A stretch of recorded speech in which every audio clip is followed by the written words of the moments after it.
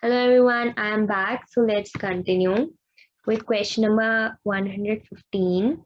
A patient after trauma has decreased painful and temperature sensitivity in the site of 1.5 fingers on the palmar surface. So as I discussed in my previous video on radial nerve that the normal anatomical position of hand is this. But right now I can't show you, so I'll keep my hand like this. Don't change the position of hand to don't confuse yourself. Keep your hand in this position. And now let's see what the question is saying. 1.5 finger on the palmar surface. So from the side of little finger. So this is a little finger on the palmar surface, 1.5 finger, and on the dorsal surface, 2.5 finger. So they're talking about this area on the dorsal surface and this area on the palmar surface. I've done this only to show you. So which nerve is injured? So let's talk about ulnar nerve, like a short review. So it is a mixed nerve and it has motor branches and sensory branches.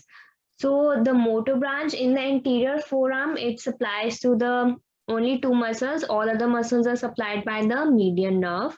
So in the anterior forearm it supplies flexor carpi ulnaris and the medial portion of the flexor digitorum profundus. This is an important muscle to remember. So in the hand, the muscles are supplied by the D branch of the ulnar nerve, except for one muscle, that is the palmaris brevis. It is supplied by the superficial branch. And as you can see, the hypothenar muscles, these are the muscles in the area of the little finger.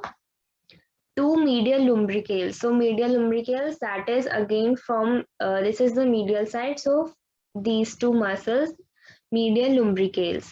So again, this is also an important muscle. So I'll tell you its function. In the interphalangeal joint, that is between the phalanx, it causes extension. And of the metacarpophalangeal joint, it causes flexion. So like this, of the metacarpophalangeal joint, it causes flexion and the extension of the interphalangeal joint. And another adductor pollicis and palmar and dorsal interossei. So let's see your hand. Take this as the axis, the middle finger as the axis.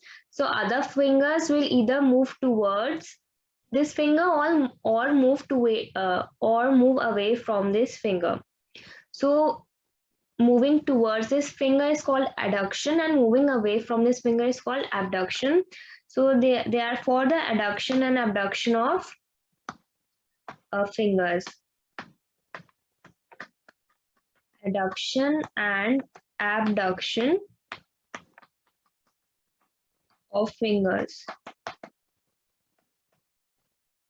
And the palmaris brevis.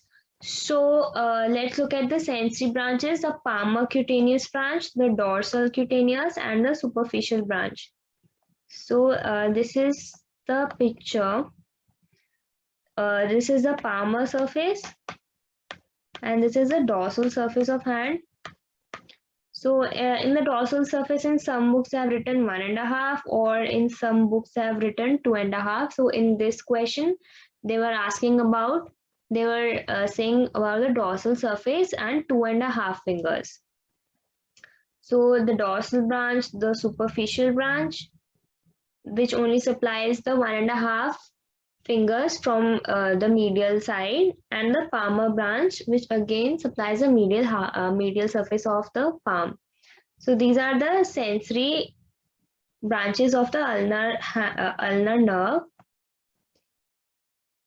So previously in the video of radial nerve, I gave you this image, like even in this image, so that was more detailed about different sensory branches. This is the more general one. So this area, this was a palmar palmar surface is for the dorsal surface. So in the palmar surface, the 1.5 fingers, and on the dorsal surface, again in this picture, they have only shown 1.5 fingers. So this is what the ulnar nerve. So in this question again, the answer will be what? The ulnar nerve, because 1.5 fingers from the little finger on the palmar side and 2.5 fingers uh, from the little finger on the dorsal side. So that is what the ulnar nerve. But let's talk a little more about ulnar nerve. So ulnar nerve, as you all know, it was from the lower trunk of the brachial plexus. You can watch my previous video on this, and its root value is CA2T1. And again, it travels, it is given off in axilla, it travels in the arm, and then in elbow, and in the wrist. So in the elbow, you know, it is behind the medial epicondyle. So it is behind the medial epicondyle, which is it can get damaged here. And in the wrist, it is traveling in the Guyon's canal. It is just an extra information which is above the carpal tunnel. It is in the it is above the carpal tunnel. So it can get damaged in the medial epicondyle or even in the Guyon's canal. So let's say what will be the symptoms if the ulnar nerve is damaged. So first of all, there will be flattening of medial border of forearm, a loss of flexion at distal interphalangeal joint. This was why? Because of the flexor digitorum profundus. And that too the medial side, that is only for the fourth and the fifth finger. And the loss of hypothenar eminence, I told you it was supplying the hypothenar muscles, and clawing of the fourth and fifth finger. So clawing means it will be like this. And I'll tell you now why. Because first of all, the lumbricales are damaged. Then what was the function of lumbricales? It was causing extension of the interphalangeal joint. And now when ulnar nerve is damaged, lumbricales cannot function. So it cannot extend. So there will be unopposed action from the flexors of from the unopposed action of the long flexors.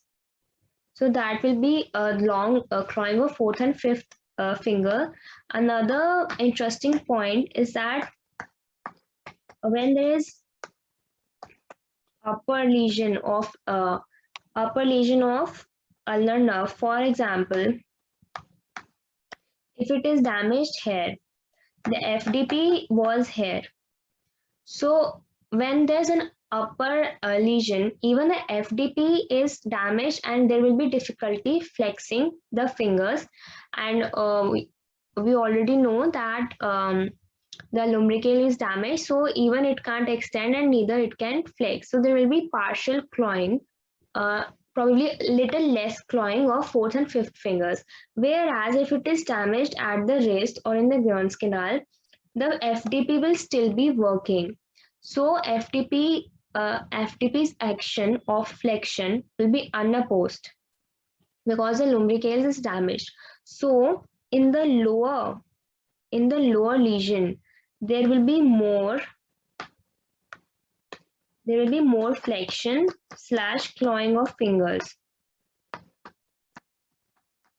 And I told you why, because FDP was working. And in upper lesion, there will be a little decrease, a little less flexion or a little less clawing. Why? Because the FDP was also damaged, because FDP was given off later in the forearm. So that was a little review of ulnar nerve. Now let's look at question number 147. A patient lost skin sensitivity of the little finger. Again, this finger, very easy, ulnar nerve. And in this image, this is about the flexor retinaculum. You can see it attaches to the pisiform bone, the hamate bone, the trapezius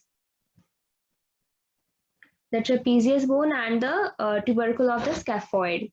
So this is a flexor retinaculum, and above this right here, it is the Guyon's canal, where you can find the ulnar artery and the ulnar nerve. And this is the carpal tunnel. Carpal tunnel is mainly for the median nerve, where it can get damaged. So let's move on to the next question. Question 118.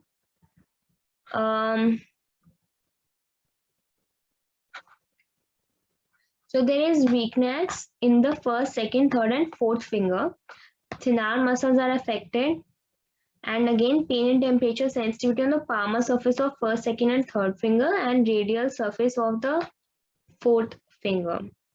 Which nerve has been damaged? So let's talk about the median nerve. Again, it has motor and sensory branches. The motor branches are mainly in the forearm for pronator teres, flexor carpi radialis, palmaris longus. These are the superficial layer of muscles in the anterior forearm. Then the flexor digitorum superficialis, flexor pollicis longus, pronator quadratus, flexor digitorum profundus, but the lateral part. The medial part was supplied by the ulnar nerve. And the muscles and the branch which supplies the deeper layers of anterior forearm, it is called the anterior interosseous nerve.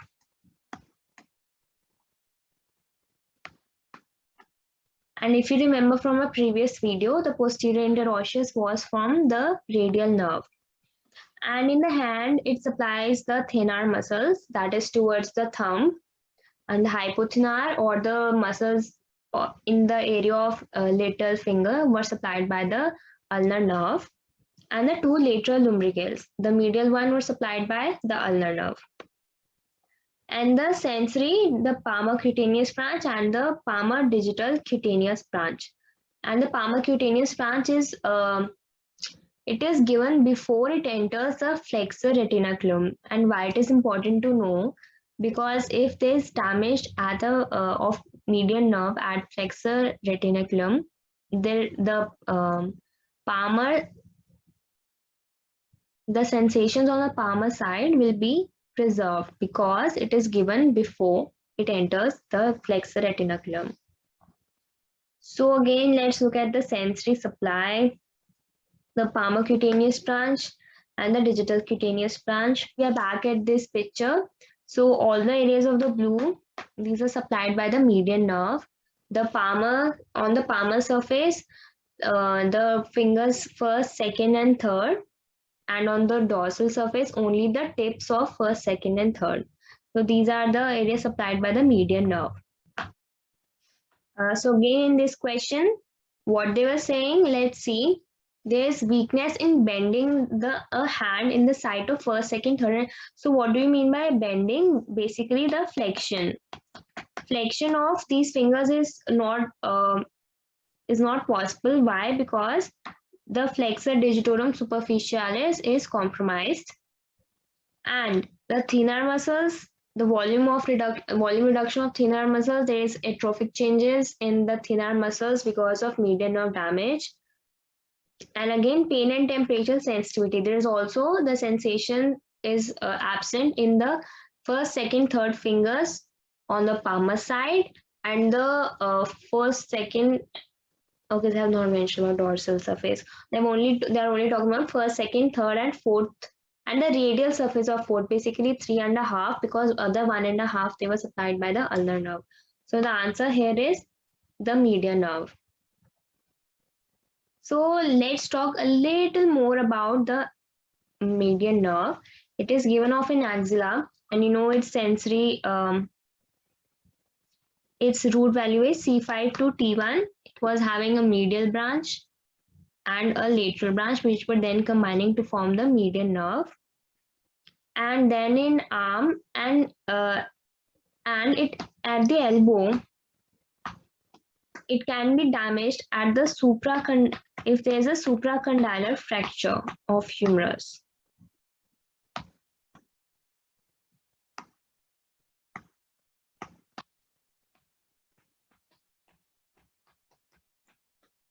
So if there is a supracondylar fracture, the median nerve can be damaged at the elbow. And then it was traveling in the forearm, supplying the flexors of the forearm, and then in the wrist, it was traveling in the carpal tunnel. Here again, this was the carpal tunnel. It was formed by the bones and a flexor retinaculum above it. This is the carpal tunnel, and here you can see there is present median nerve and other tendons of other muscles. So how there can be carpal tunnel syndrome when a median nerve is damaged, it will be called carpal tunnel syndrome.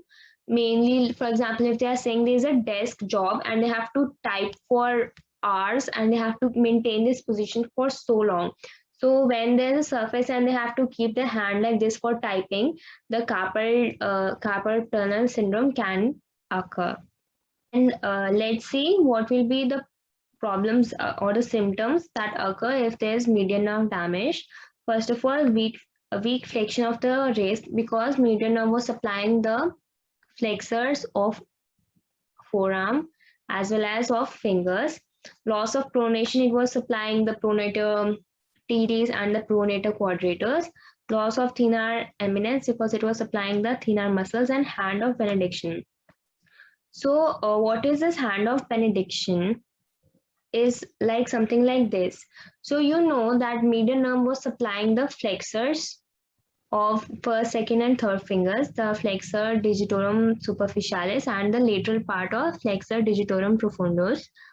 So when you're trying to make a fist, that is a flexion of fingers. Since the flexors are compromised, they can't be flexed, and while the fourth and the fifth finger, the flexors were supplied by the ulnar nerve, which is fine. And if you try to make a fist, so these fingers will be flexed while these fingers cannot be flexed. So there will be a hand of benediction. And in ulnar nerve damage, there was a claw hand. That was, again, there was clawing was this, but it was not when you were trying to make a fist, but it was naturally when these fingers cannot be extended because the lumbricals were compromised.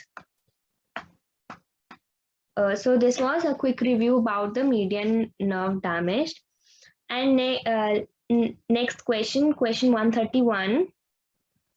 Pain and skin sensitivity on the palmar surface, again palmar surface, first, second, and third finger, and the radial half of the fourth finger.